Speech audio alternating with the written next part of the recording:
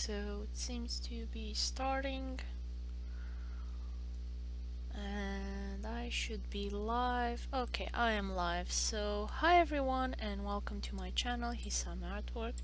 Today I'm going to continue coloring pages from my comic book Niels Feynman's Time Traveling Adventures, and today I'm going to be working on page 41. Yep.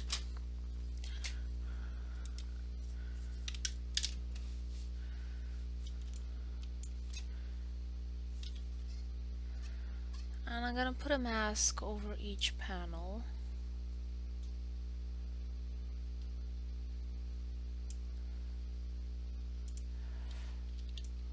And I'm gonna talk about page 42 as well today.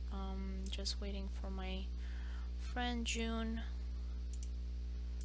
to come to the stream so I can show her. At the moment I have 0 people watching, so I'm gonna wait for people to gather. Especially gonna wait for her to join us so I can give her some input on page 42 because it has a lot of detail and it needs a bit more explaining than I can give in a Facebook chat. June is living on a different continent than me, so we have a time zone and a language barrier to get over, but so far we've managed to make 42 pages for our comic.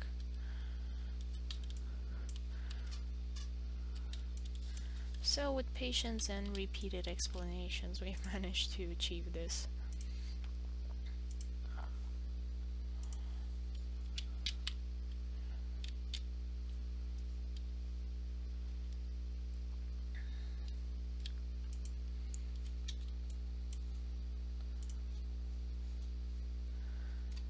I guess the secret to this is both of us having a great deal of patience with each other, especially her with me. I'm not the best at explaining stuff. It's always easier for me when I like point and show images. But I guess the great plus is that both of us are graphic artists, so we have easier time understanding each other. I've been working as a graphic artist for quite a few years now, and she's been working for a lot longer than me. And I've had people that I had to work with that were not only unfamiliar with graphic design, but were also visually illiterate. So it was always very hard to explain anything to them, and they had a hard time explaining what was in their heads. And generally because they were the ones paying, they had a less than agreeable attitude. And I've heard things like oh, I have to restart Clip Studio Paint. Okay, if you open the tablet after the program is open, then it has some glitches, so I'm just gonna close it and restart it.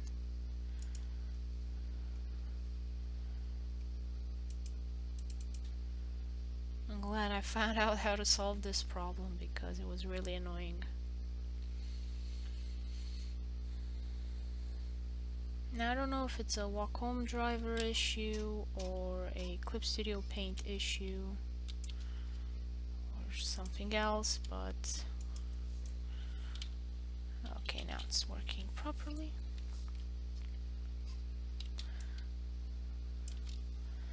So yeah, it's always the life is always easier for a graphic artist when he's working with someone that has like a basic understanding of graphic design and advertising.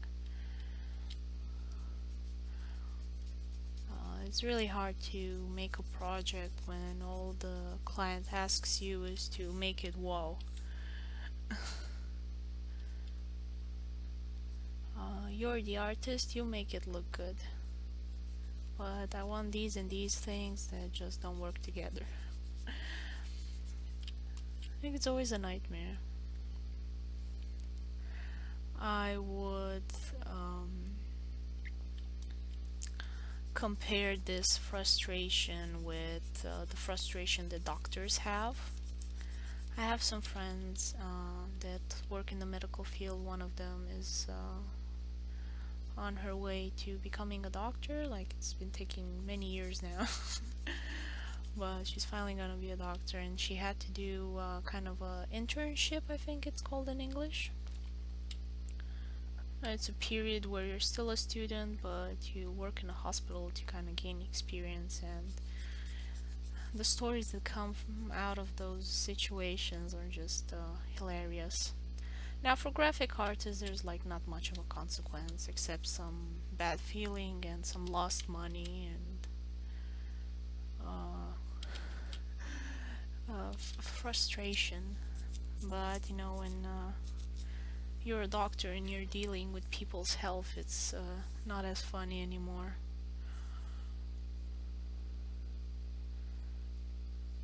When you can't have an understanding with your patient, the consequences can be a lot more severe.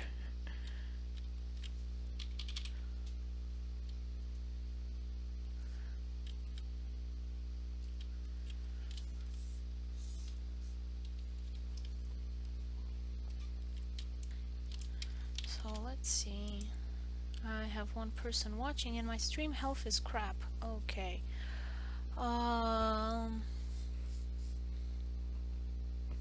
I have to keep an eye out on this to make sure my stream doesn't crash.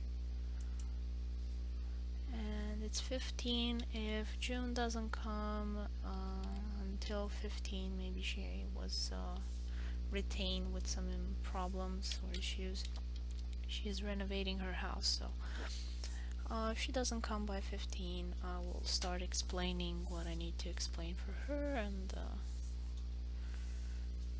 move on with the stream.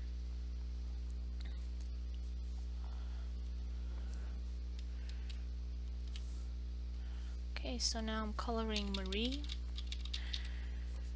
She is here in this page. She's like tricking Erwin to come and help them clean the house and cook and do a lot of stuff that Niels really didn't want to do. So Niels came back to the 17th century to meet Isaac Newton and learn from him and just geek out. Unfortunately, he pretended to be his assistant, so he got rid of the old assistant, which is Newton's nephew, named Humphrey. So Humphrey Newton was Newton's assistant for about 20 years or so, I think. And he kept a journal, a diary about what he did, which was super useful for me to kind of understand his role. And he was like maid slash assistant slash secretary slash everything that Newton needed for living out his life and focusing on work.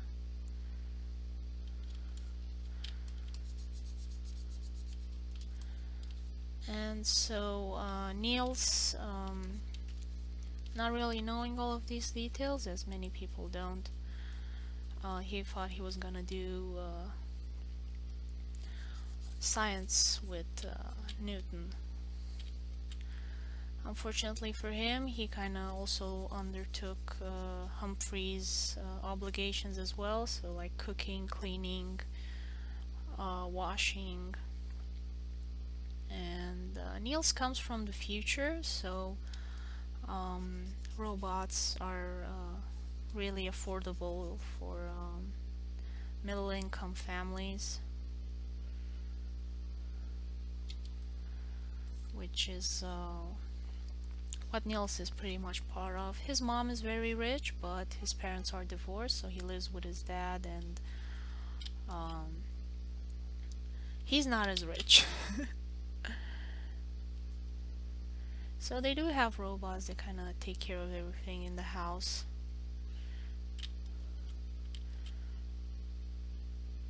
Like we have dishwashers now, and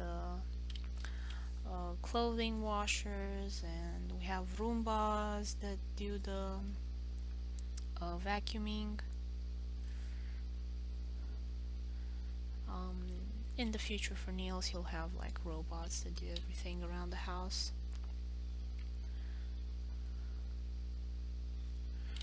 Like the robots will have robots to do things. Hi Kirani, how are you? Is my stream still working? Like, I'm always concerned about that. Like it's yellow, so hope it's not lagging too much. How is the stream? Can you hear me okay? Glad I finally made the stream. Good. How about you guys? I'm doing great. Yep, it's working. I'm glad. Like, I'm always concerned. Is it working? Is it not working? Not sure if it's still on or not.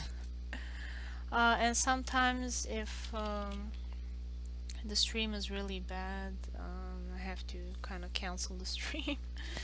Like, I had periods when it constantly crashed and was so annoying. A bit laggy in time for what I say to reach you and get back, but it seems good quality overall. Oh, thank God it's working. Like the god of internet has smiled upon me today and has graced me with acceptable bandwidth.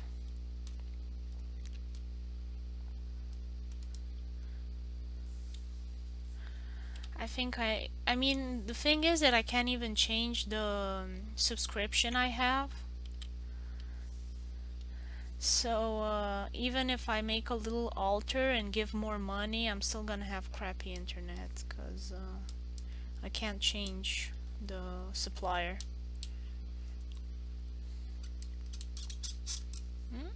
Oh, my nib is totally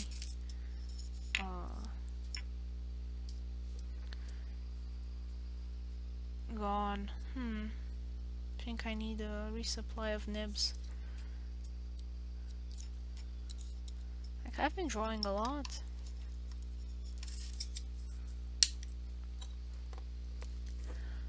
Now for what it have, it does the job. Even for game nights, it's passable. Oh yeah, I remember the dial-up days. I caught those, and it was just how I don't think I could live like that anymore, you know?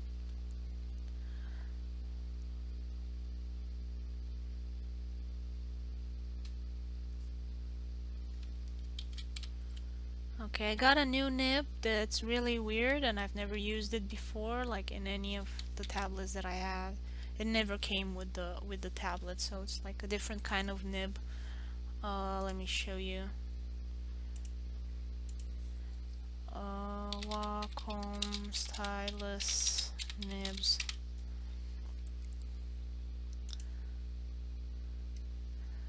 Let's see if I can see them here.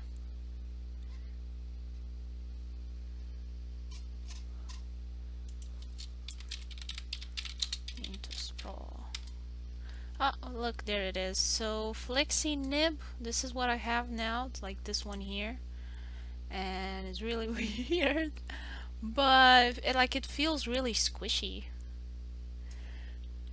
And we have internet, we do today's more often than not. Hi June, how are you? How are you doing? Can you hear me okay? Hi June. Is the stream okay for you? Running out nibs, I finally got the Adobe programs I needed from a friend, just need to install them. Awesome! Yes, how have you been, June? How's life? Yes, yes, you can hear me? Awesome. Okay, then I will go over page 42.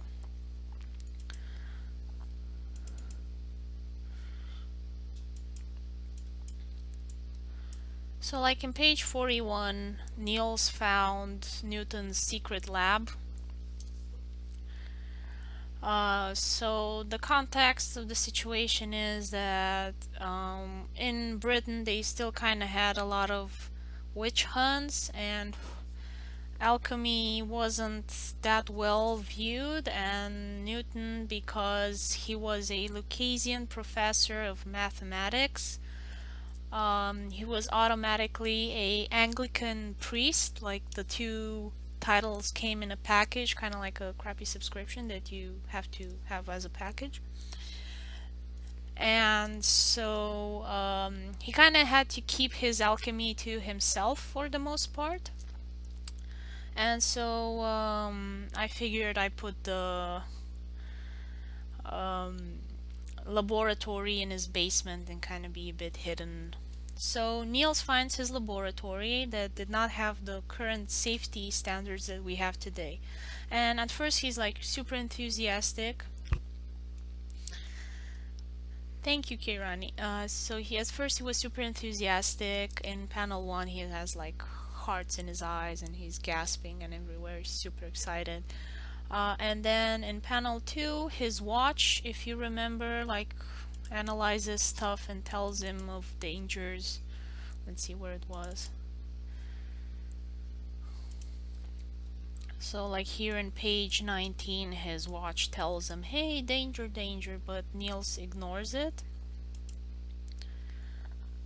And he kind of like slaps the watch, and we kind of show him with the hand going towards the watch to slap it to kind of make it shut up. And then he gets from his pouch a little disco kind of orb that will light up the room and kind of float around all futuristic-y like. So I was thinking something more like this thing.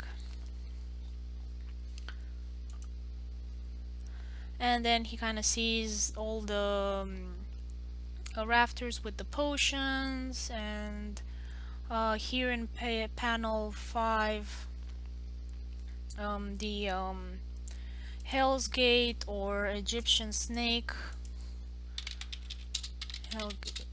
Gate chemistry. So it's this weird thing you kind of see, kind of looks a bit like octopus tentacles. And of course it will be after the fire, so because it's pretty toxic what comes out of it, I think.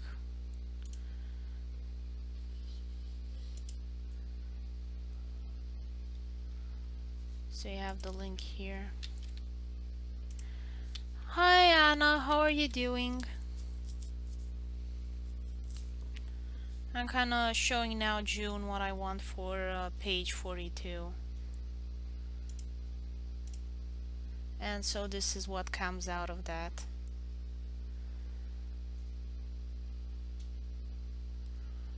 And it looks like super magical occult stuff, but it's mostly magnesium and something okay, so no, it's yeah, let's see. So azot, hydrogen, Cr, I think chrome with I think it's mercury.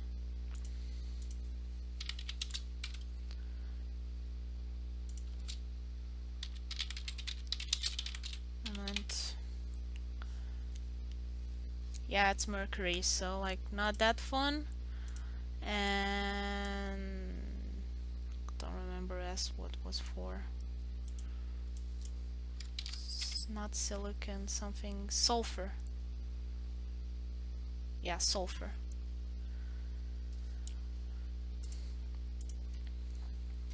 And oops, and then in panel 6 I want the crystal tree.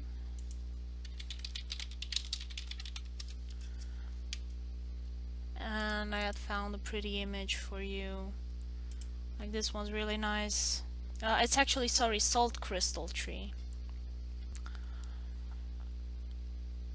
So this one, and where was it? And like a standard crystal, and here instead of the puddle, the bismuth crystal. So this was been called bismuth since 20 years before our story takes place. So I think you had plenty enough time to reach Cambridge and be known to British scientists as well.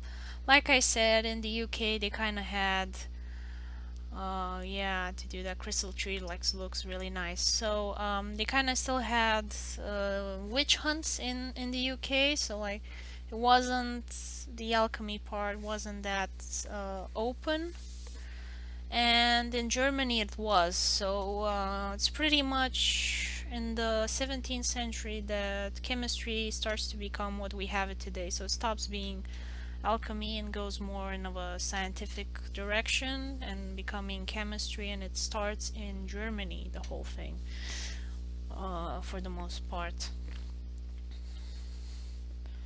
And bismuth is something that was kind of a German name for the crystal, and you can see it looks really beautiful.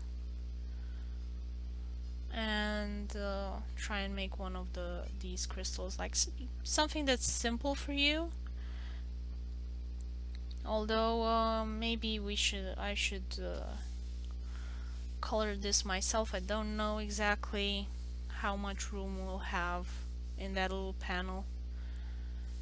Trying to find one that like kind of looks representative but still an easy shape. Like this is too complex. Trying to look for a simple one. So something more like this, maybe. Yep, and in panel 6 he kind of starts to yawn because there are a lot of chemicals there, and his watch told him that there's a buildup of carbon dioxide.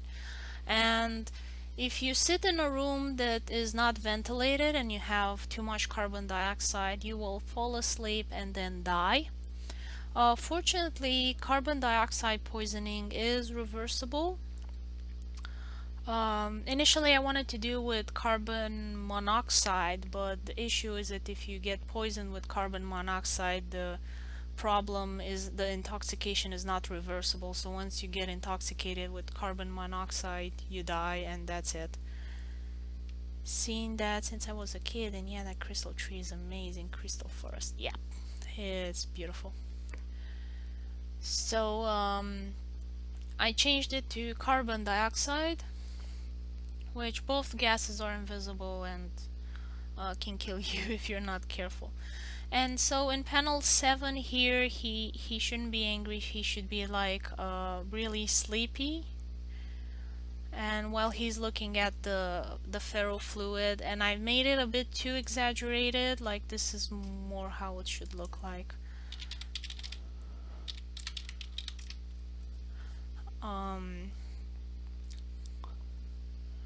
So a lot more tame. The issue is that in order to get spikes as big as I made them in the initial sketch, you have to have like really strong neodymium magnets, which Newton just didn't have access to. Oh, you already made the changes? Good. Then I'm just going over some small details, yeah? Okay. Because, I mean, it would be difficult to get even spikes this big with the natural magnets that Newton most likely had access to. And then he passes out from the vinegar and the and the soda, Egyptian soda that kind of mixed together in broken bottles in a bucket. So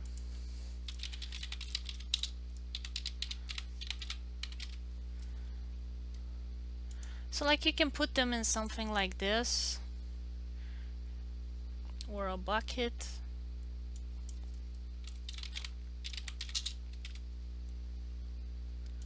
Like whichever is easier for you to draw. I really don't have a preference. Just they kind of be in the foreground, so it's clear that they've cracked and they're mixing, and Niels is gonna pass out. And then in page 43, Marie and Erwin are going to save him.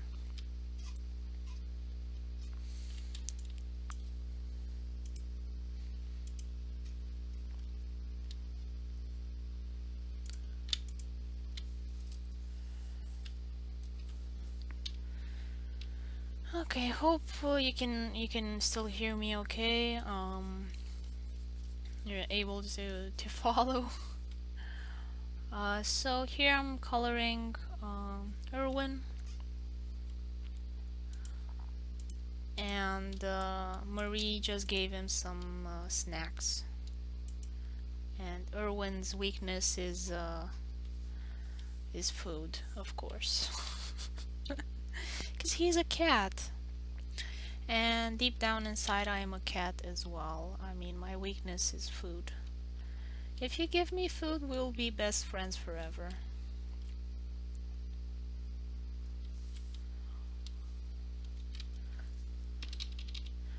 It's actually how my husband got my attention in the first place.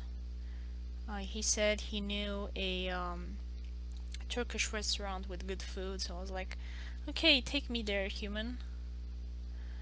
And then the place was closed because it was really late.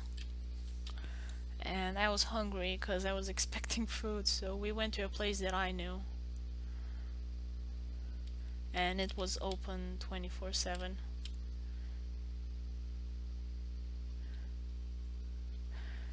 Yeah.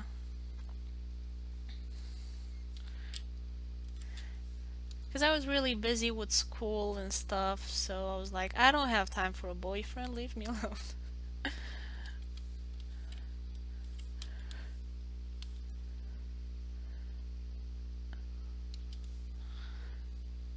And actually, he didn't know as many restaurants as me, so I was like, oh, can you please recommend me? My mom would like some Vietnamese food or stuff like that. He was like passing it on his mom. He's like, oh, can you show me where it is?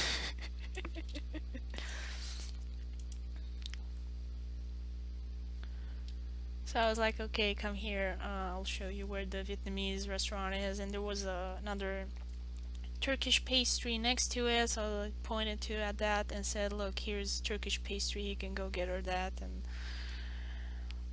he was like, oh, let's go see here too as well.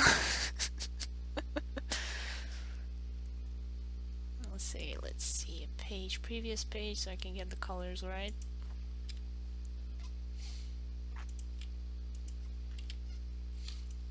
But I mean, it was only half truth. His mom does love food, you know, and she's a great cook.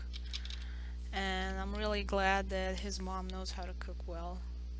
My mom does not know how to cook. She does like really weird healthy foods that I just do not like. Yeah. So when we went, first visited my husband's mom, I brought her flowers, and she likes the same flowers as me, so it made it really easy to know where to get nice fresh ones. Turkish food, I want to try it so much. It's very good. Of course it depends, you know, on which part of Turkey and if it's more westernized or not. I've generally liked every Turkish food that I ever had. I've never had any problems with it. Like with Arab food, There are some spices that I don't like cardamom. I'm not a big fan of cardamom, and it's usually not that used in Turkish cuisine.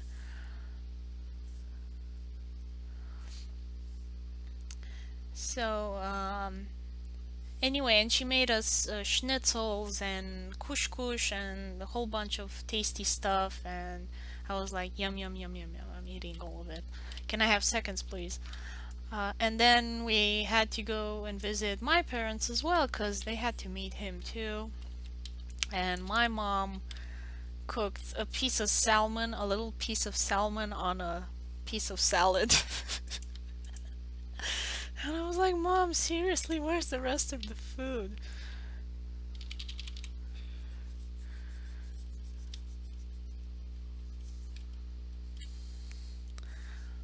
I mean, Andre likes salmon a lot, so he was happy, but he's a big guy, and I have a big appetite as well. Like, just one measly little piece of salmon is not gonna be enough. You're making me hungry.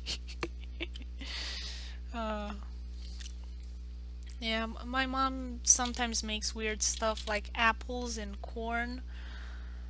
I mean, I try dishes on from recipes I learned online. Like, I do experiment as well, but um,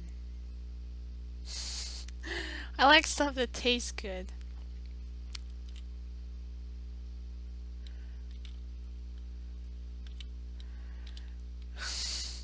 It's sweet you guys have that connection though. That, yeah, that we both like food.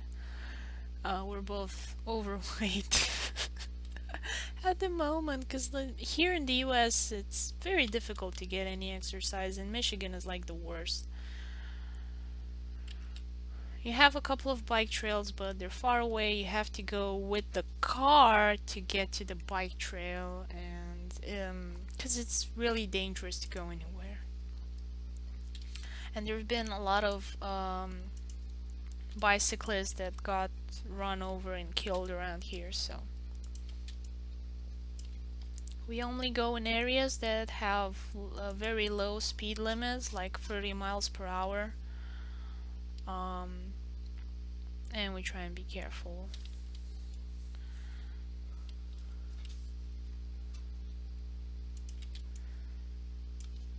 DDR. Yeah, I'm not that big of a fan. Also, we don't have any room in the house. Like, our house is at the moment filled with computer and bike parts and art supplies, and you just don't have any room where to go. Because we're living with rent, and we just don't know how long we're gonna keep staying here, so we're like, oh, we're not gonna buy any furniture. I think we have a bunch of what are called plastic um, uh, crates. Plastic crate we got from Walmart. Yeah, these things. And they're like super cheap. So this is our furniture at the moment. This is what we have in the house, and it's filled with stuff, and this is kind of how it's the shelves and everything, and it's, I mean, it's really useful. It looks horrible. But at least it keeps the stuff off the floor for the most part.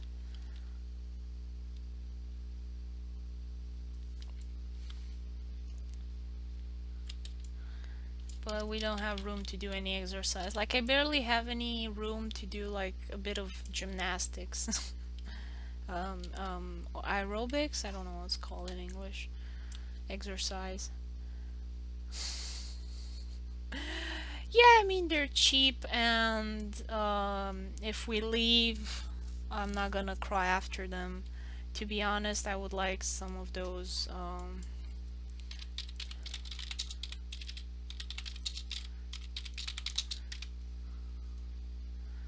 like, I would like something like this. But it's $5,000. I'm not gonna pay $5,000 for this. I don't even have, like, even if I had, I don't know if I would pay out. I think I would buy the equipment and make it myself just for, um,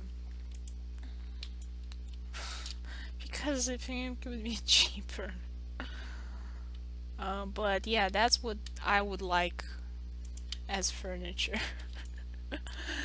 Of course, Andre doesn't agree with me. We have different tastes in terms of furniture, so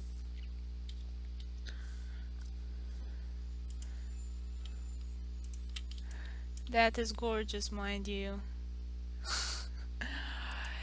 Yeah, I mean, if I had the time and the money and the wood and the stuff like that, I would do my own furniture because I mean that was it looked like too heavy and I would want something that I can still move around the house if I need to.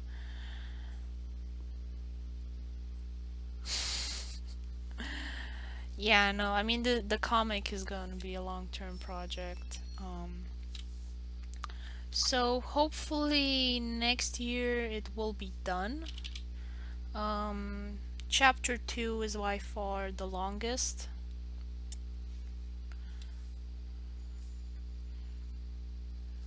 And chapter 5 is gonna be the shortest.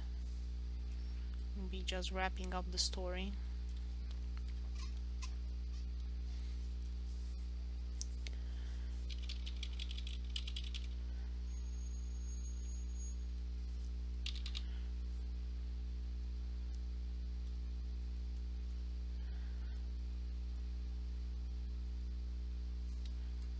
I may have to kind of split up chapter 2 and kind of change the cover of chapter 2 because I have Erwin losing all the Principia Mathematica draft pages.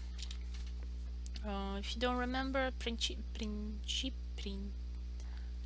Mathematica, if I'm pronouncing it correctly, it's in Latin. Be famous by then though. Retirement age, yeah. But if I'm old, I don't know if I'll be able to see well and do my own furniture. So, Principia Mathematica is what really made Newton famous.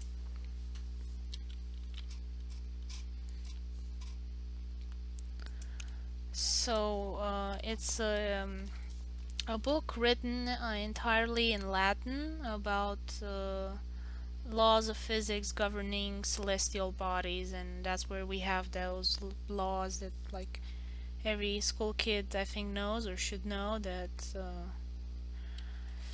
I'm trying to remember how it's in English, but I think I should look it up because I'm probably not gonna translate it well. Newton laws physics.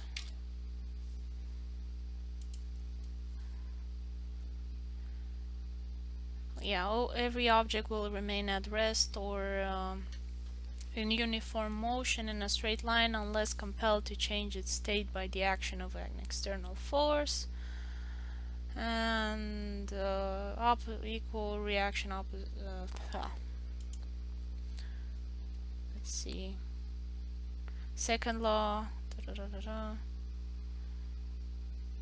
The law defines a force to be equal to change in momentum per change. No, it's not the simple version. States that for every action in nature there is an equal and an opposite reaction. So like that's the third one, and that's kind of the summarized idea of it.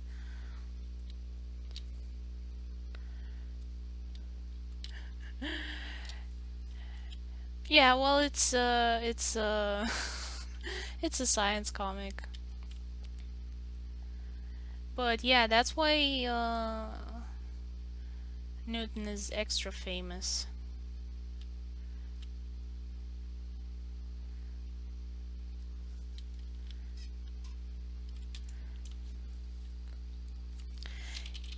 Actually, he was already pretty famous at the time of our story because he had done the Newtonian telescope and had written a paper explaining the composition of light, that it wasn't white, it was made out of other color lights. And that's what made him famous to his peers. And that's why Haley trusted him enough to fund him to write the Principia Mathematica.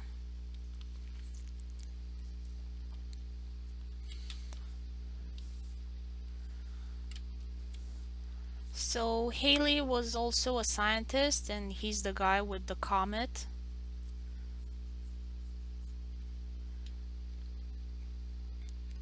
And he was doing much better financially than Newton. Now Newton did inherit his family's farm from his dad and mom. His biological father, because his mom remarried after his dad died, so he has step siblings. So I don't think he inherited the money from the other guy, but he inherited from his dad, and it's a pretty nice looking farm, so he wasn't doing too bad. But since he wasn't managing the farm, he wasn't rich either. So I guess that's why Haley needed to fund him.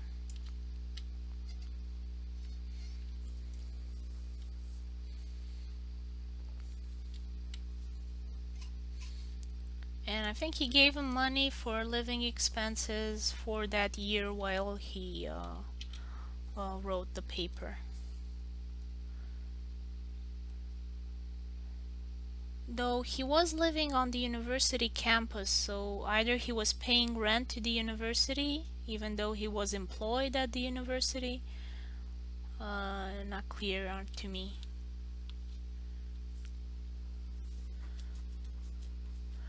Yeah, I mean, it takes a lot of time to do this research, and I think it's useful to kind of have a good context of where the action takes place and why it takes place there and not somewhere else. Because initially I thought he was gonna live on his farm and do his research, and I thought that his farm was in Cambridge, but actually it's like 60 miles away from Cambridge.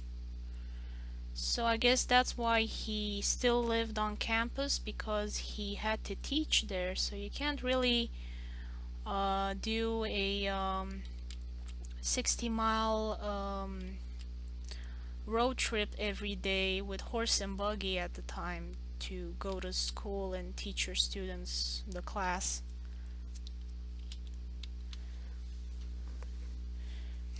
Oh, thanks. And I mean, it was definitely helpful for me that I am married to a scientist who works at a university. Because, I mean, a lot of things are much easier for me to understand being in the situation.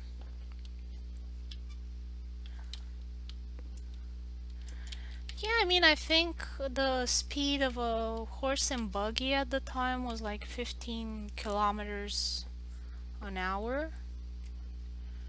I mean, I guess you can go horseback and go with maybe 20 or maybe even 30 miles an hour without exhausting the horse. So like would take you 4 hours to go to university and come back. And I don't think anybody wanted to waste 4 daylight hours every day on this, because daylight was a lot more important back then, I think. They still had lamps to extend the work day, but still.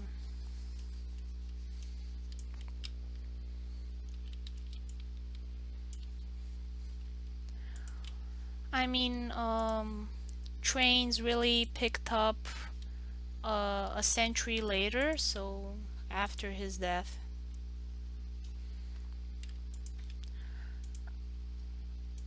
And that's when people started to commute a lot more and get work outside. But it was still really complicated. Like peasants were still kind of bound to the land. So for example, if you were a peasant even in the 17th century, If you wanted to go to a fair and sell your pigs or something like that, you would need approval from the landlord and have kind of like a little passport, some documentation that would allow you to travel outside of your county. And initially I was really shocked to see that this stuff still carried on into the 20th century. I was watching Peter Rabbit and I didn't understand why some little piglets got arrested for not having the necessary paperwork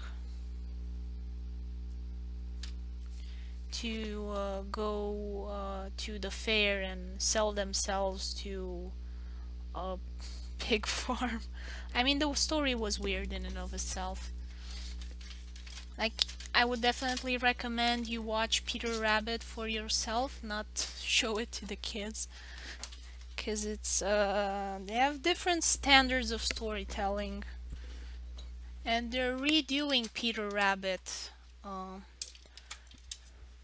for modern audiences, but like look at the one made in the 80s and 90s. That is most accurate to Baxter's no, to Potter. Beatrix Potter is her name. Yeah, is most accurate to her stories. And I mean, you have Flopsy and Peter marrying, and like Flopsy is Peter's cousin. So right off the bat, you have incestuous bunnies, which is kind of weird for modern audiences. And I looked it up, and incest between cousins is still legal in the UK. So, I mean, if you don't want to have awkward questions from your kids regarding some stuff in Peter Rabbit, show them the modern Peter Rabbit, not the original. You have some rats eating a little kitten, and I mean, they're all dressed in human clothing and they're like eating each other, and it's kind of creepy, cannibalistic in a way.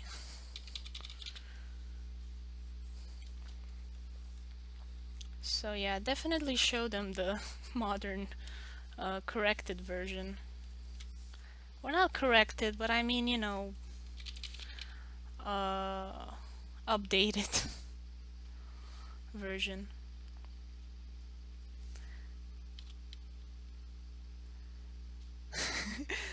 Watching that as a kid. Yeah, her art style was beautiful. Peter Rabbit is a series of stories told by Beatrix Potter, who was like a wealthy housewife. Beatrix Potter, Peter Rabbit. Her illustrations are beautiful. Look at them, they're so adorable. I just love them. But it's kind of hard to look at these and not think, hey, you know, like, they're really inbred.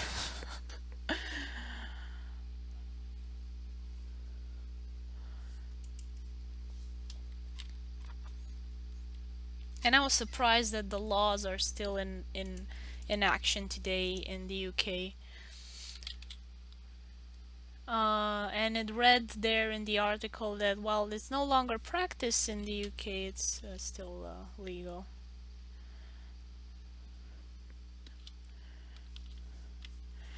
Yeah, the illustrations are just so beautiful. I love it, and they were a real inspiration for me for my Land of Nifu story. And hopefully I'll get around to doing that as well. I've did 3 chapters so far, but I haven't had time to focus on that because I want to focus on Niels Feynman's story.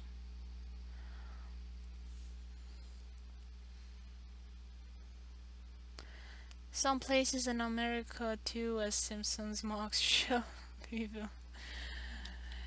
Yeah, I don't know. I mean, the legislation from one state to another is different in the US.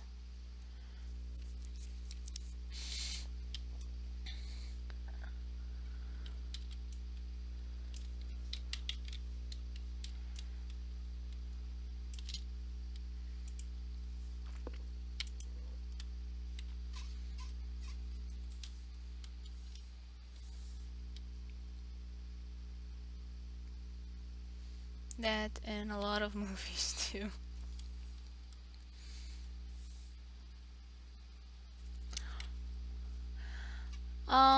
Well, I think it's mostly because the US has a lot of religious cults that forbid people to marry outside of their family. So, for example, the Amish, you cannot marry someone that isn't also Amish in their religion.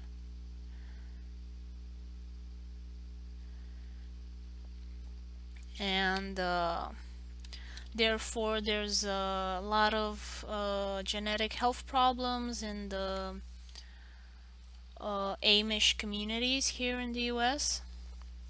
And there's been government intervention, to convince them to marry at least within other Amish communities.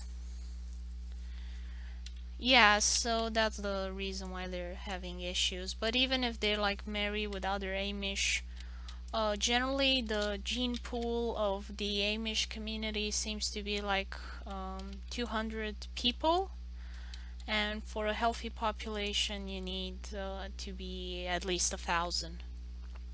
And a lot of American cities generally have people that can trace their lineage to, let's say, 1,000 settlers or something like that, whilst the Amish can only trace it back to 200 or something.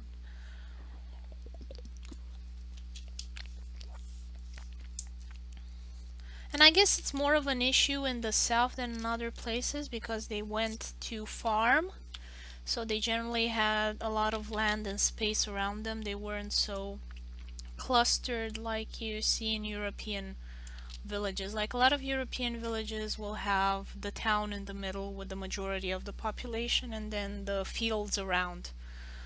Whilst here in the US, people are a lot more isolated, like you have a farm surrounded by a lot of land. So if they need to reach anybody, they have to go quite a lot, and usually where people congregate is in a church. Whilst in European villages, you generally have the town square where everybody kind of lives. I mean, American farmlands, farm cities, something like that, generally have the same structure as mountain villages in Europe, where the houses are sparse and they're surrounded by fields.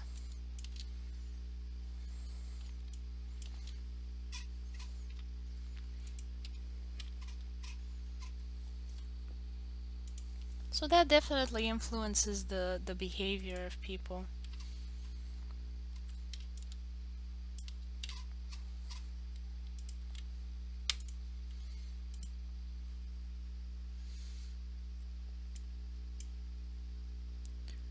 Oops, wrong folder. There we go.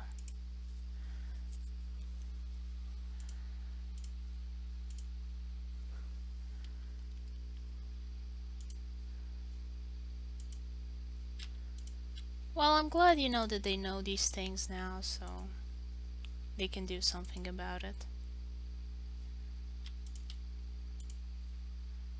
if they want to. Time they had a reality show, Amish in the City. I haven't seen those. I really don't like reality shows.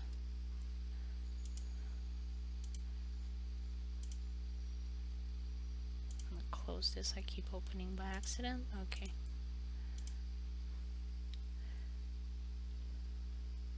Where the kids got to explore the rest of the world and choose if they wanted to stay or abandon their families. Wow, that's a horrible thing to do.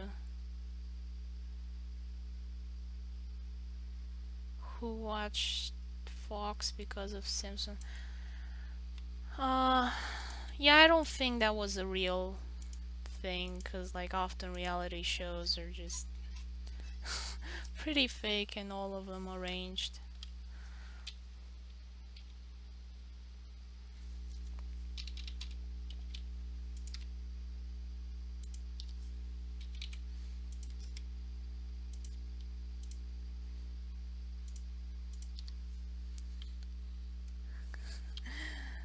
Reality, big quotation marks, yeah. But they're always very mean, like all of these shows are pretty mean-spirited. Like I remember there was that Survivor. It was imported in Italy? How do you mean? Like it was the original show or did they do like the Italian version of Amish, Breaking Amish? Sure was.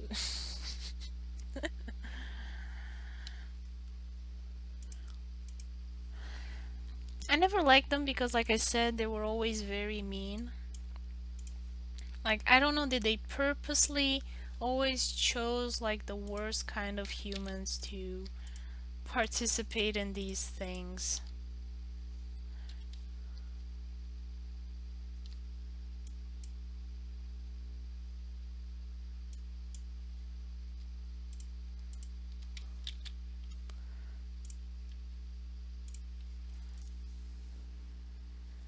They dubbed the original show Big Brother Survivor. So many so terrible, being horrible to another. Yeah.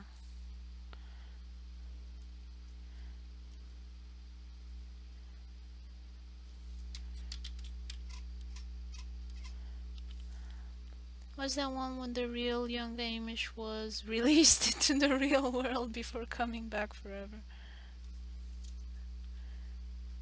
Bachelor. I don't think I know Bachelor, but I've seen a lot of parodies of Bachelor. There was a girl that went around and kissed a bunch of guys, and then she would decide uh, who to marry or something like that.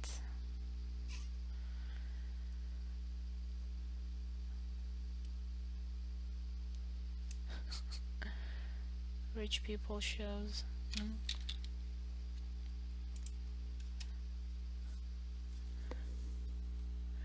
I think Wired was a lot more realistic than these shows.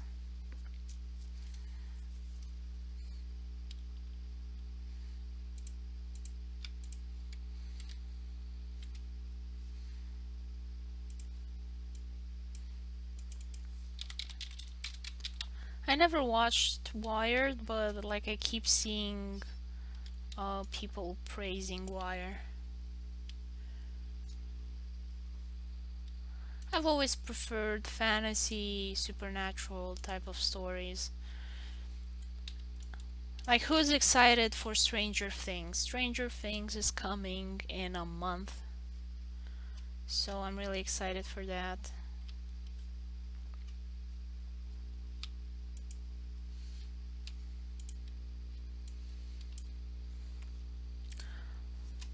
I managed to convince my sister to watch Stranger Things and she liked it, so I'm super happy for that. But it took them like, I think it took them like a year and a half to do season 2, which I'm really happy that it didn't take too long. And I mean, they don't have the complex sets and special effects that Game of Thrones has. And those things are like super time consuming.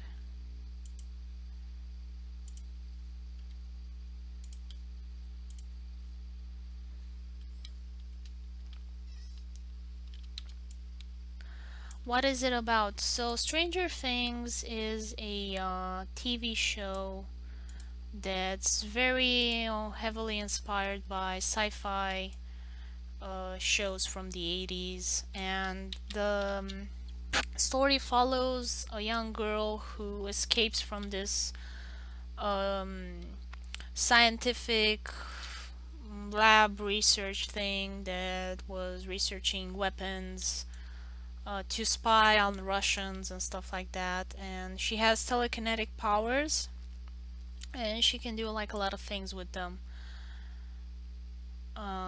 So she can move things with her mind.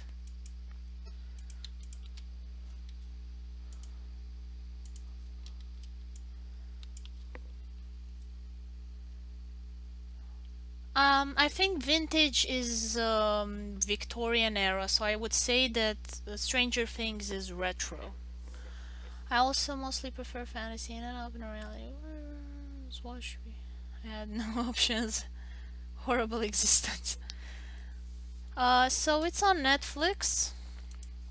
Um, and it's also on a bunch of streaming sites, Amazon and a whole bunch of other Putlocker or something. I don't remember how it's called. Stranger Things. And this is how the posters generally look like. And these are the characters.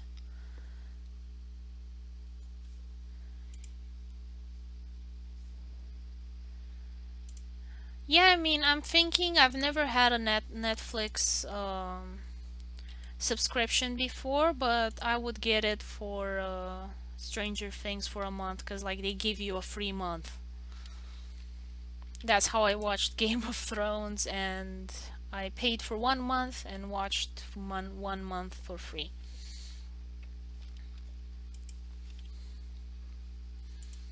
Because I had watched a lot of Game of Thrones without paying, so I kind of felt guilty because I really liked the TV show. And they made just ridiculous amounts of money for Game of Thrones. Like, I did some calculations and I made some estimations regarding what the costs are generally for special effects, and paying people like an average salary for the different types of jobs you could have. um, I like making lists and calculating money, I have to admit. And by my calculations, HBO has made 200 150% profit. So they made 2.5 times what it cost them to make, because they did give like a price for how much each episode costs, and was generally not the marketing included in that. Anyway, so they're doing fine with the money. Nobody's crying for them, but still I wanted to buy the subscription for 1 month.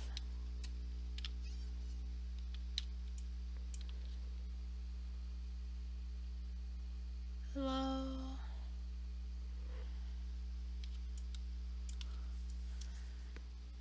Looks like we'd probably like it. Thanks for the referral. Yeah, and it's good for kids as well. I mean, I would definitely recommend Stranger Things for kids. It's child friendly, I would say. I don't remember The Expanse. I don't think I watched it. So yeah, because initially my sister asked me, because her friend is a big fan of Game of Thrones, and they were like both 15, and she wanted my sister to watch it as well. And so my sister asked me, how was Game of Thrones? And I told her, you're too young to watch Game of Thrones.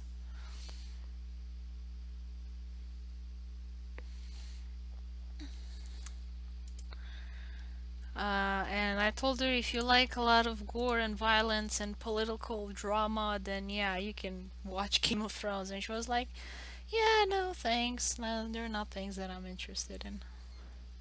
And I do think that you need to be a little bit older to kind of appreciate all of the intrigue and drama in Game of Thrones. There's like the beginning of Game of Thrones, it's more of a political thriller type of situation, type of story.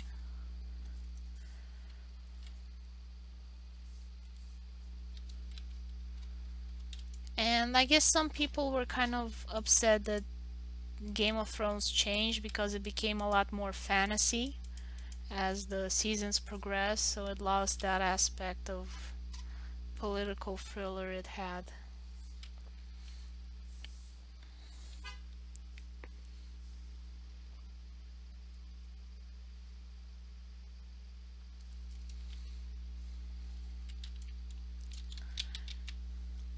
My biggest gripe with the last season of Game of Thrones was the pacing suffered a lot.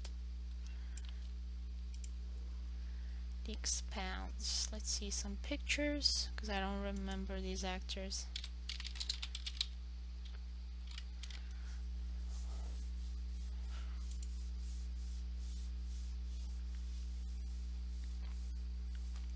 What was the story about? Let's see, The Expanse. Oh, I haven't clicked before.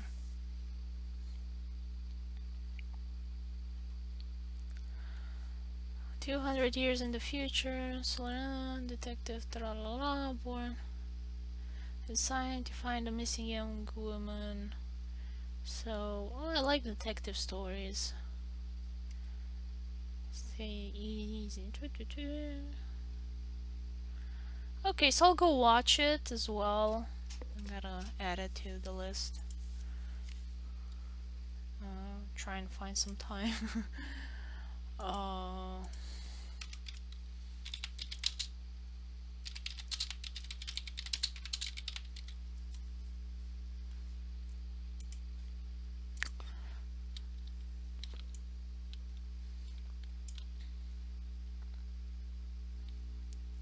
Politics there too, but in space.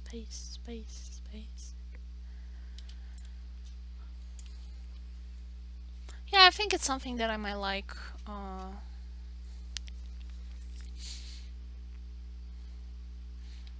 generally try not to take on another binge session of TV shows because I have like a lot of work to do, and I should focus on the work and finish what I have to do instead of watching TV shows.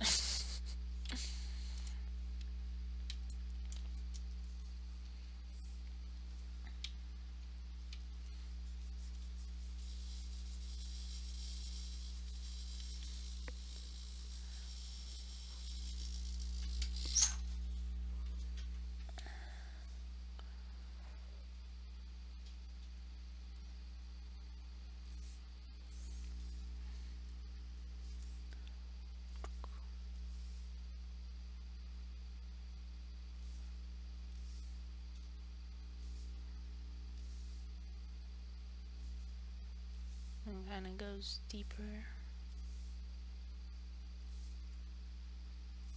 Actually, it should be kind of a gray, dark gray there.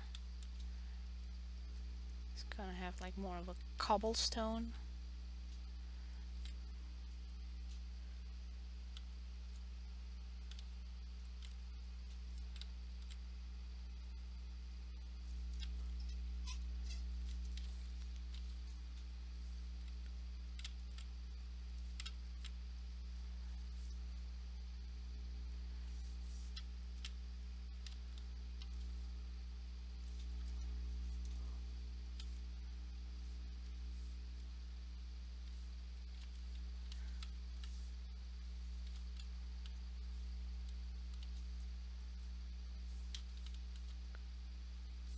I should turn off Niels. There we go.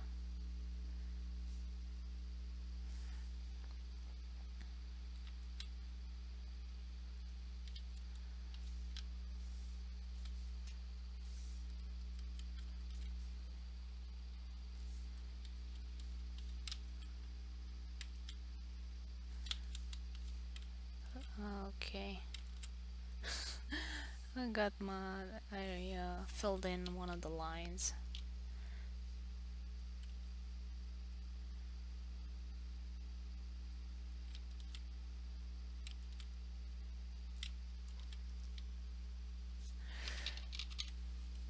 Yeah, I mean, there are a lot of things, you know, but as an adult, you just don't have the time to do them or watch them anymore because you kind of have to be the responsible adult and like do your adult things. With pleasure. I would be really happy if they did some more content in Avatar: The Last Airbender universe.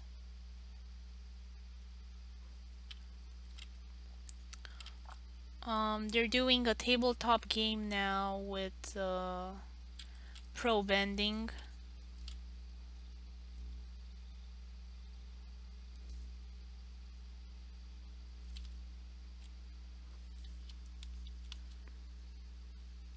Painting Mu.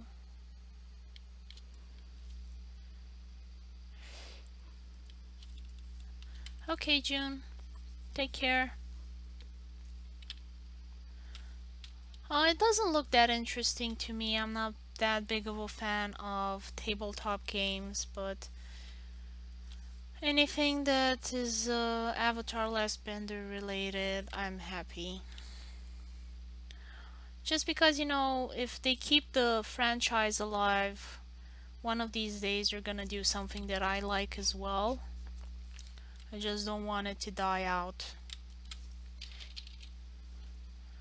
You know, if they make something that I don't like but they make for other people, like, I'm happy. Because it means more fans, more people are still interested in the game and so on.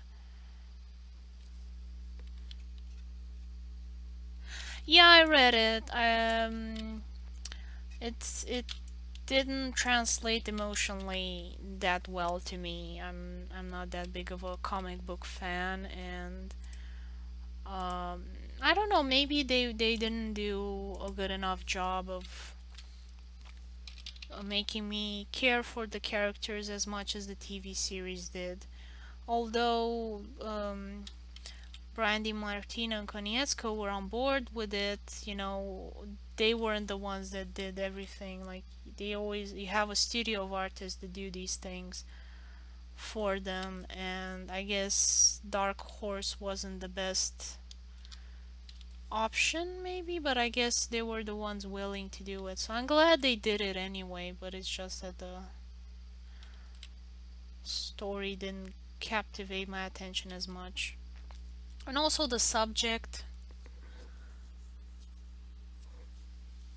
Um, it was about failed parenting, so it's not something that I care about. I don't have kids, and so on.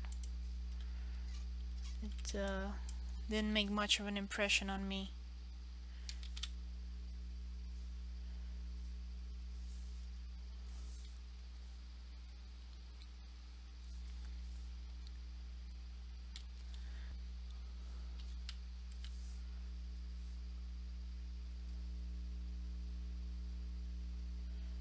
Yeah, I mean, I think it's a lot better that they did a comic book instead of, I don't know, writing it with words.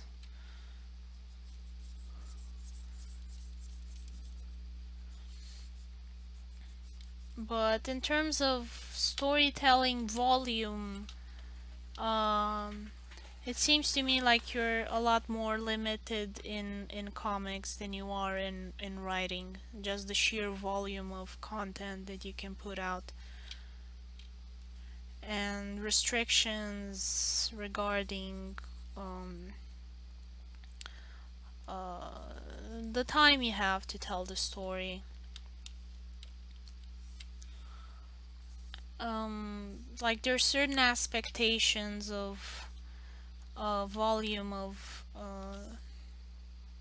content, and it puts a lot of pressure on the artist, and they don't get the same financing as maybe they would do for the work hours that they get for a animation. So they're a lot more constrained, and also you have like laws that prohibit the abuse of artists here in the US to a much greater extent than you have in Japan. Like in Japan, they just whip them, they work them to death, and they can put out a lot more content. And you can tell the story better, but like you're killing some people's health. There are just so many horror stories coming out of Japan with overworked artists. with some being so exhausted that they actually did die. There was one guy that hadn't slept well in such a long time, and I think it was an anime director,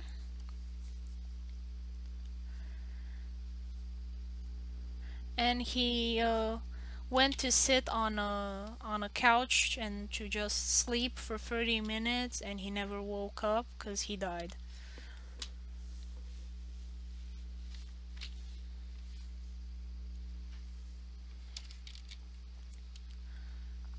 Yeah, I forgot the name, but it sparked a lot of discussion, debate, and controversy, and they're gonna try and do something legislative wise.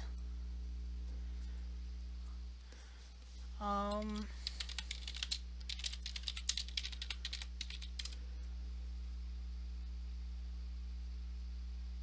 uh, Died of exhaustion.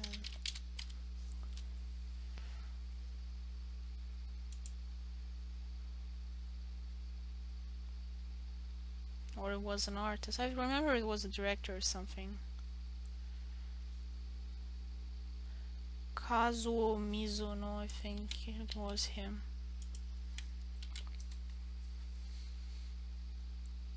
Oh yeah, film director.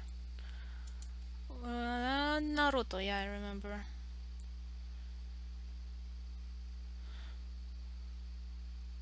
Allegedly dies of overwork, so if you want to Google more about him. To draw One Piece. It's just I don't know how you can live like that. I mean, I think he enjoys it if he keeps doing it.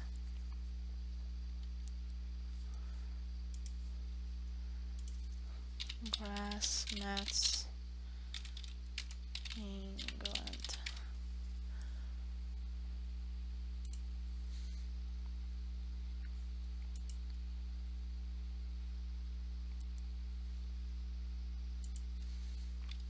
It's kind of a beige green thing.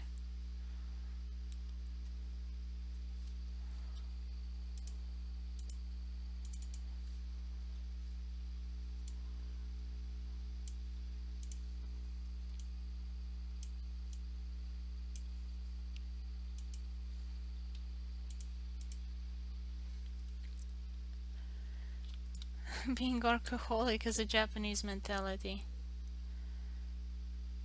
Author of My Hero Academia hiatus for health reason. Yeah, it's a pretty weird environment.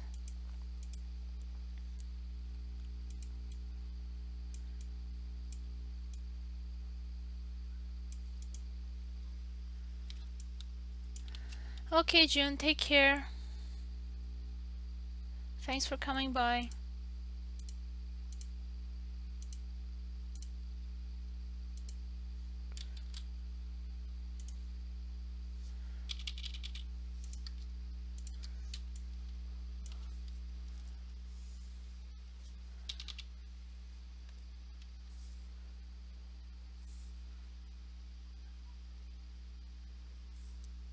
Bye bye.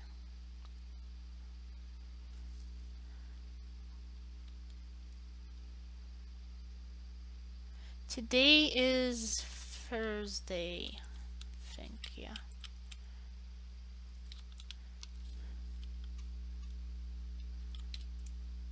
Yeah, it's nighttime in Italy. Universal time. Well, we do have it's the Greenwich Mean Time, so um it's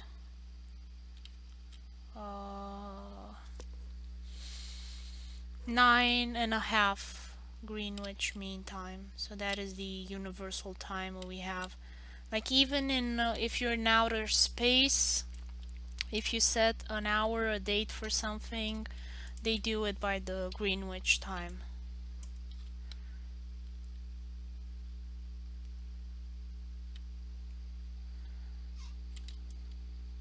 It's just that, you know, it's easier for people to think in their own time zone than in another one. We generally don't have to deal with international affairs.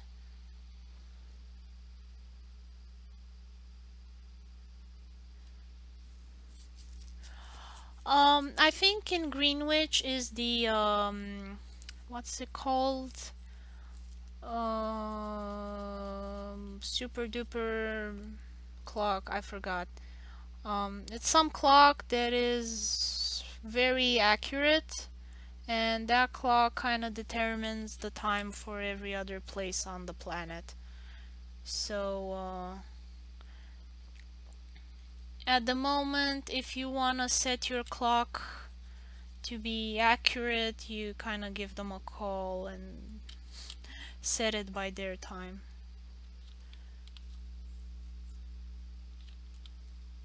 Our solar system does not have a name. It's ours. Like, that's the name, ours. Our sun doesn't have a name either. Our moon doesn't have a name. And it's simply because it's a different name in every culture. So you can't really... I mean, if the Americans decide, oh, we're gonna call the moon Selene. Because, for example, you have selenization when you land on the moon. I mean, in Romanian anyway, it's a selenizare when you land on the moon, and it's aterizare when you land on the earth. Even though we say pământ to earth and lună to the moon.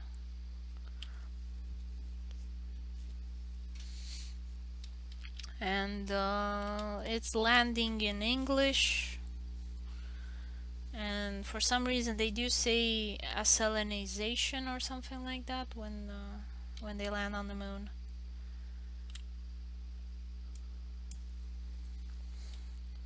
Romanian language is a Romance language, so they take a lot of things from Latin, like terra and selen. Yeah. Thanks. I kind of like how Latin sounds much more than Romanian. Romanian has a lot of abrasive words. It doesn't sound as melodic as Italian or French. I really don't like how Arab sounds. It's a lot too guttural. Turkish, I don't like how it sounds either. But, you know, it's just more of a personal preference.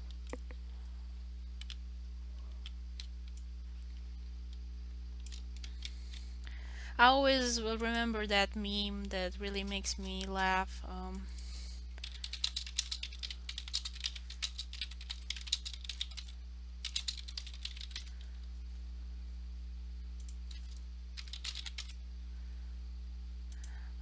Tell someone you love them today because life is short, but shout it at them in German because life is also terrifying.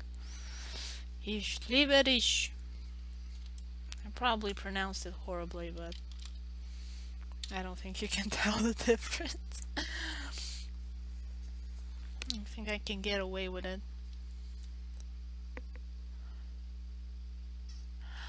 But like the modern Latin sounds a lot better than the actual original Latin. Like current British sounds a lot better than the 17th century British. So I think Newton sounded a lot more American than Niels does. So like Niels is from a future England. Yeah, but life is not roses, it's scary, so definitely yell it at them in German.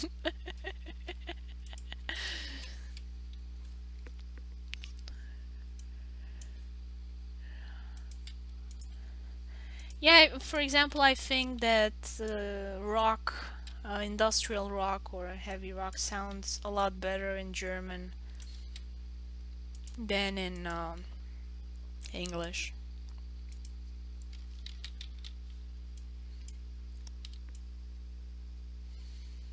Omelette du fromage, quote from Dexter. Oh.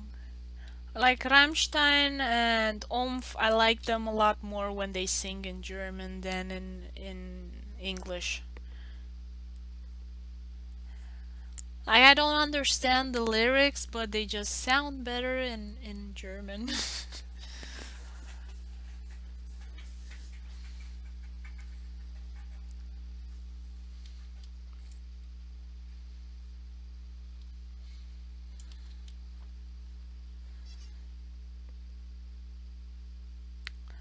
Yeah, Omf, I really like their songs. Labyrinth and is one of my favorite.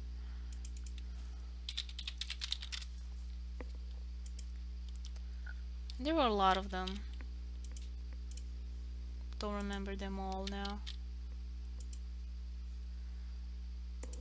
Do you know Ostfront? No, I mostly liked symphonic rock, so like Enomine and Eisbrecher and Emma Chaplin, so Nomine.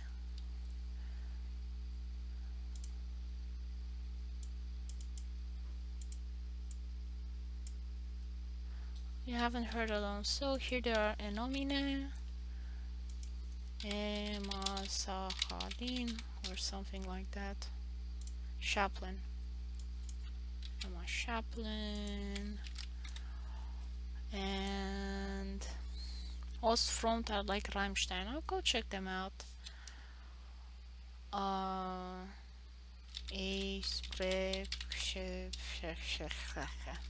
Something. Ebreche. No. Uh, German rock band.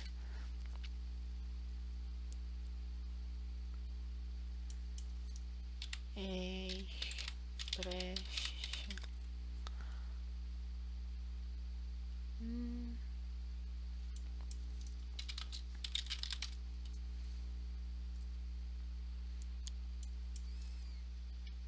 Can't find them. I'm probably writing it very badly.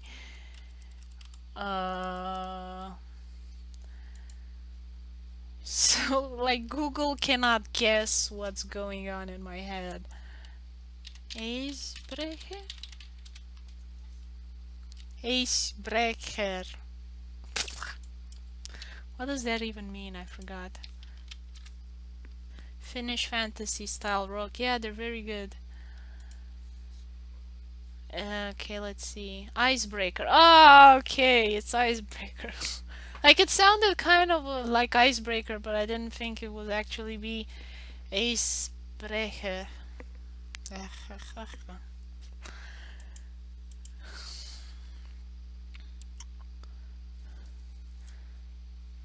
From Winterthur, Zurich. At least I can pronounce Zurich. I know how it's pronounced, somewhat.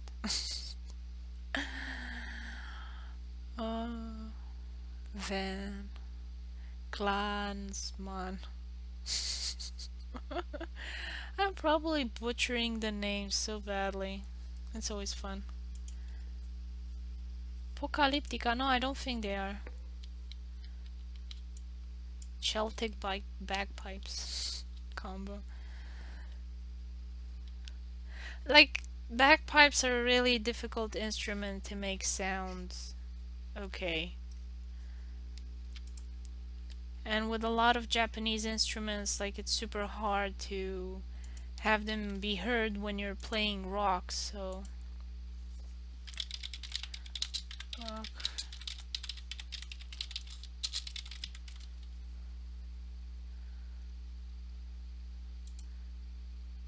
Tengaku, I think, yeah, these are the guys.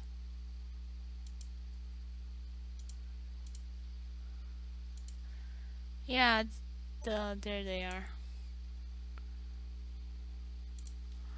So like these are sound pretty good. I think this one's the one that I liked most.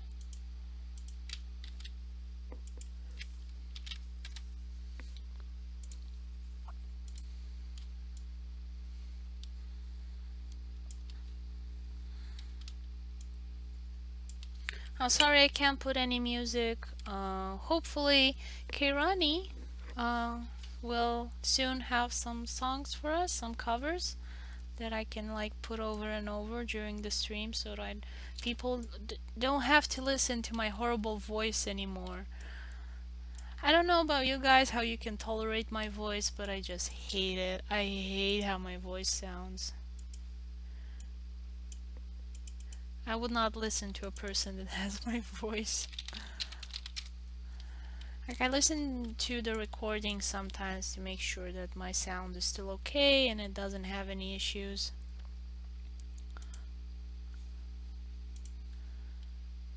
And I just can't. Like my voice, it irritates me to no end. I don't know how my husband does it, that he listens to me every day when I talk.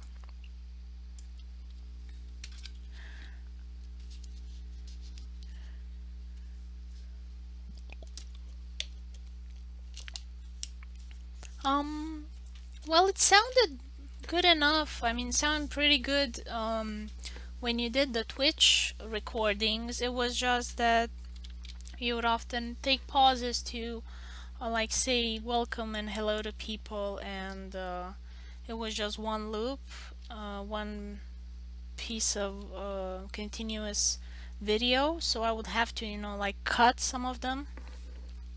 If you uploaded and made like a playlist on YouTube, then I could play that in the background and be no issue, because it's kind of confusing when you're singing and you're saying hello to people, but they're not actually in the my chat. They're in a chat that was that you held, so it's like a bit confusing. But hopefully you'll have time soon. Because you have such a beautiful voice, and I'd really like to share that with more people.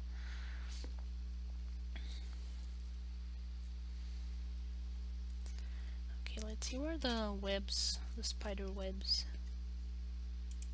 Here we go. So this thing, I have to cut it and put it in the back because it's not visible in the first page. Oops. Are you subscribed to my channel, by the way? Yes, I am. I have so much original content I want to do, honestly. Check it out for I tried to upload them individually, just poor quality since it's all live. Oh, thank you so much for that. So grateful. With pleasure, darling. You have a great voice. You dream of Amy Lee quality stuff. Oh, but wait, it's one panel. Huh. Okay, so I have to cut the jar out first.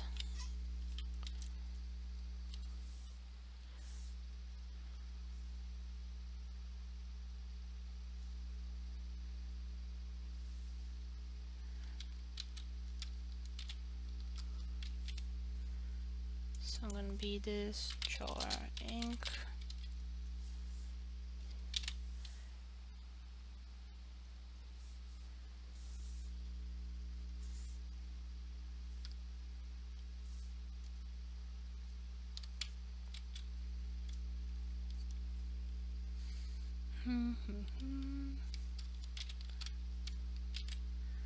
V, and it's gonna be color jar.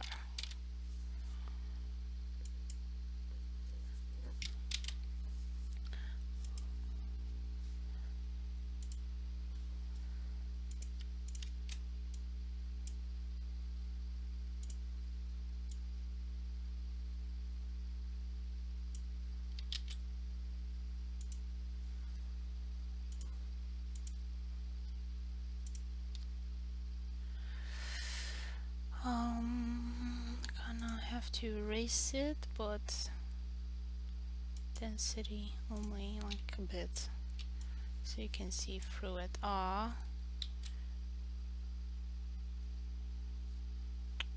do I control the density? Anyway, I'll figure it out in Photoshop. The other day I was like, I wonder what happens when I Google Kairani, and apparently there's a porn star.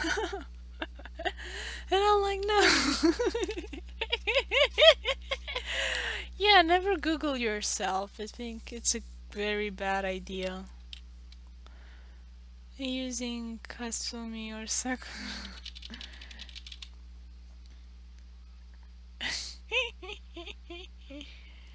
Oh my god. I mean, if I Google Hisame, I get a Naruto character. Like, those are the top results, I think. Google it once.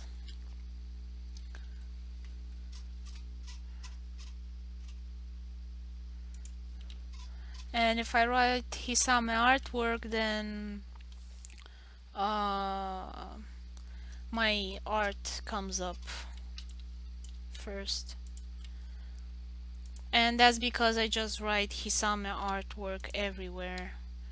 And all of the blog posts and all of the Facebook things and articles that people may have written about me, because I had some bloggers every now and then, they ask me if I can like let them write an article about me. So that's always nice, and it definitely helps with the SEO searches.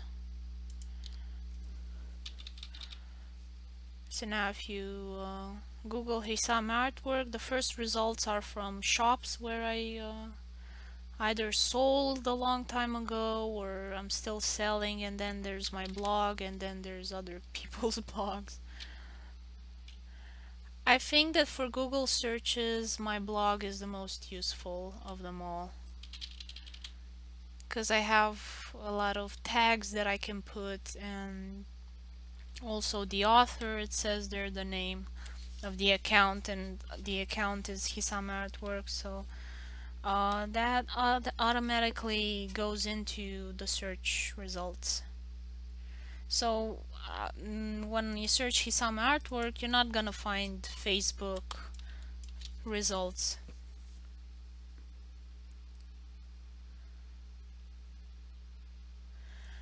Yeah, I mean, WordPress is really good at this. It's so useful. Well, there are a lot of templates, free templates that you can use. I'm using a free template myself.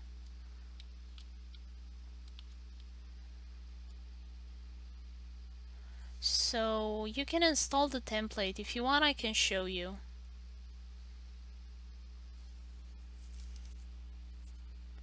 So let's see my page here somewhere in the dashboard. And you have here appearance, and you can choose the themes that you have.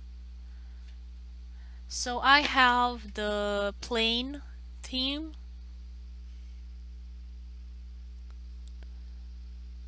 No, it's not true. Like, these are very beautiful templates and they're free. If you want some extra features, then yeah, you can buy, but mostly, I mean, this one I think is very good for you because you're not gonna have as many images as I have. So this one might suit you more. For my needs, the plain theme is the best. So I have Hisame Artwork, WordPress.com.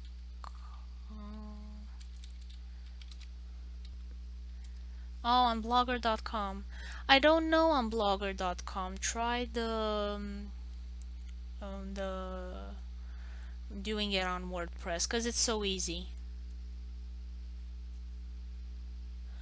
Yeah, but I mean, you're not gonna get much money. I don't think it's worth the trouble. Yeah, I mean, if you don't post things that reach millions of people, like, I don't know, um, what's the scandal now? It's with Diana, that she died so many years ago, and then there's what's her name? Angelina Jolie. So that stuff gets a lot of clicks. But if you're posting about normal stuff that is decent news and well-meaning, you're not gonna get a lot of clicks. So I don't think you need to worry about blog post.com, blogger.com. Okay. And what I like on the theme that I have, so I have plain, and you can change the colors anytime you want, is that I can add widgets on the sidebar, and I just can just put a lot of stuff that I want. So I have my Instagram feed, I have my Twitter feed. I think it's still Twitter feed, like I have a really long Twitter feed. Yeah, so the widgets, you know what widgets are? You can find them here in the appearance menu. So I have a couple of images, I have the Facebook page plugin, and I have Twitter timeline and Instagram timeline. And you can add a bunch of stuff like contact information or map or the calendar. So I have a calendar that hasn't been updated. Oops. But I used to like put the when I streamed the schedule. It's not showing. Okay, maybe it got disconnected. So I logged in with Eventbrite and I did a account there.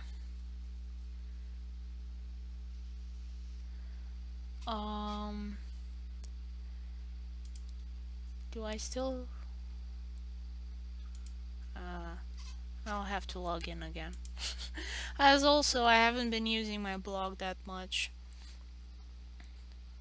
because I don't usually go to check blogs, so I kind of neglect it because it's not something that I use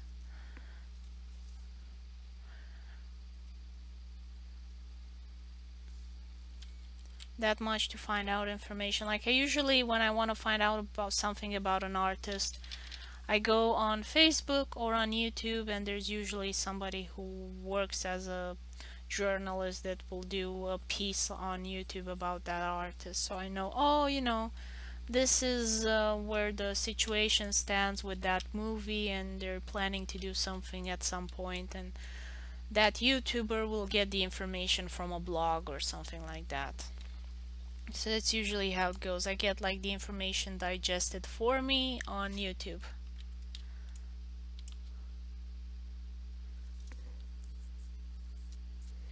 Oh, thank you. Yeah, I tried so hard to kind of have everything organized and neat, so it's easy for people to find out any information they may want.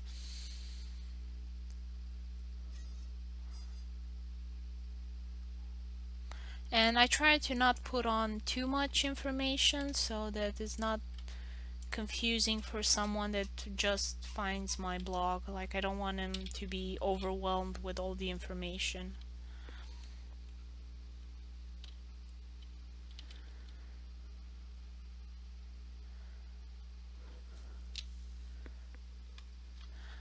Yeah, I have a lot of YouTube channels that I follow, and they kind of do the research for me. So it's, for example, Grace Rudolph is a very good movie journalist. Rudolph. So beyond the trailer, I like her movie math show more. Movie math, because it kind of shows the economic side of the movie industry.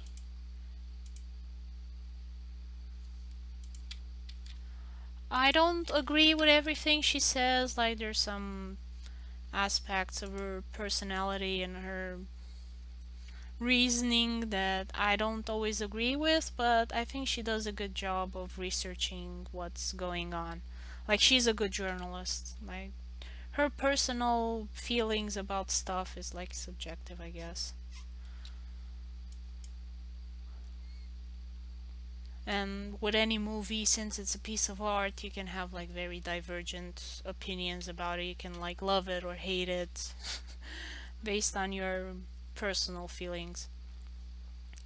And another one that kind of keeps a tab on things are Screen Junkies. And they cover a wide range of things like comic books and video games and everything. So they have a much wider net than Grace. Grace only deals with movies, and she's good at that. And I think she's doing a great job overall.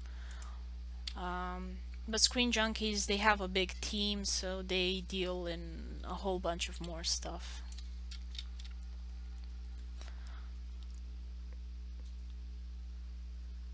Philip DeFranco, ugh. He's often misinformed, and he like tries to please everybody and not be biased, but he's just a very unreliable person in my opinion. Stephen Colbert, yeah, I mean, these are comedy shows. Being informed is not their priority. I mean, Stephen Colbert is nice. I like him. He invites a lot of artists on his show, so that's always nice. I wouldn't have known about Sigourney Weaver starring in a Marvel TV series if it hadn't been for Stephen Colbert.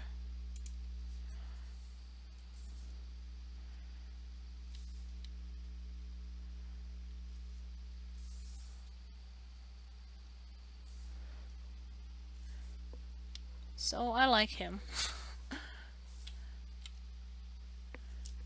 Think of saying if you're going to tell someone one, make them laugh. Is that a saying in Canada?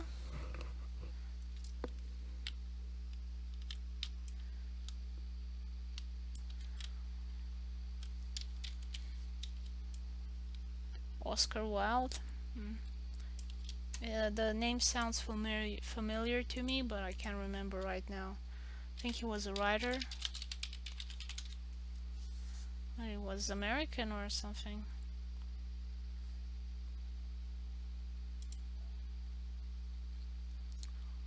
Irish writer.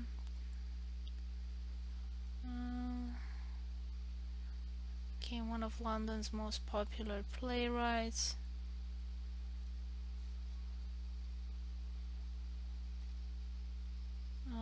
What are his most well-known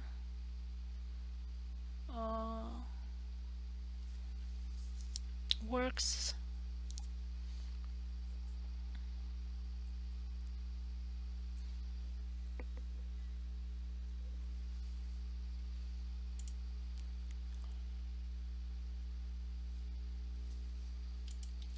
Most popular works. Being Earnest. Happy Prince. 7 essential Oscar Wilde texts. Okay. So it's this guy with the weird hair. I will try and remember his face. The Happy Prince, Lady Windermeren's Fan, Der Profundus, The Ballad of... I do not remember any of these. I think they just were never made into popular films. That's why I don't know him. And we didn't do him at English class either, like we did more British writers.